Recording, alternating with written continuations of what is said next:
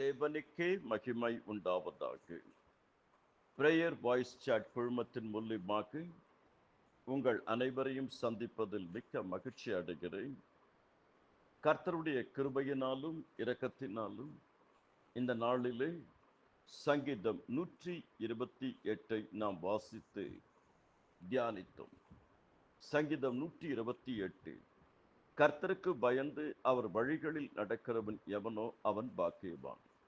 உன் கைகளின் பிரயாசத்தை நீ சாப்பிடுவாய், உனக்கு பாக்கியமும் நன்மையும் உண்டாயிருக்கும். உன் மனைவி உன் வீட்டோரங்களில் கனித்தரும் திராட்சை கொடியைப் போல் இருப்பாள். உன் பிள்ளைகள் உன் பந்தியை சுற்றிலும் ஒளிவ மரக் கன்றுகளைப் போல் இருப்பார்கள். இதோ கர்த்தருக்கு பயப்படுகிற மனுஷன் இவ்விதமாய் ஆசீர்வதிக்கப்படுவான். கர்த்தர் சியோனிலிருந்து உன்னை ஆசீர்வதிப்பார். நீ ஜீவனுள்ள நாளெல்லாம் எருசலேமின் வாழ்வை காண்பாய். நீ உன் பிள்ளைகளின் பிள்ளைகளையும் இஸ்ரவேலுக்கு உண்டாகும் சமாதானத்தையும் காண்பாய். சங்கீதம் 128. ஆரோகண சங்கீதம். 9வது ஆரோகண சங்கீதம். 7 பெரிய ஆசீர்வாதங்கள். சங்கீதம் 128 நன்கு விளங்கிக் கொள்ள வேண்டும் என்றால் சங்கீதம் 112 முழுவதையும் வாசிக்க வேண்டும். தலைப்பு: கர்த்தர் உன்னை ஆசீர்வதிப்பார்.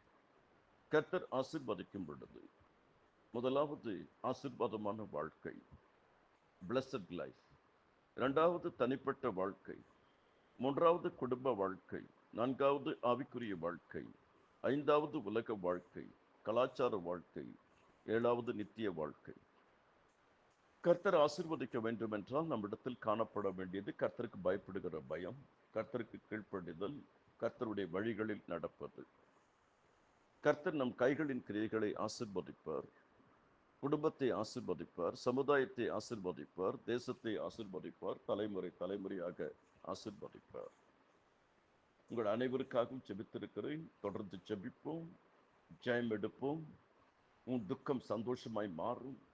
நீ பயப்படுகிற காரியம் உனக்கு ஒன்றும் நேரிடாது. சின்னவன் ஆயிரமும் சிறியவன் பலத்த ஜாதியுமாவான். கர்த்தராகி நான் ஏற்ற காலத்தில் தீவிரமாய் நடப்பிப்பேன். கர்த்தருடைய கிருபைகள் அனைவரோடு கூட இருப்பதாக.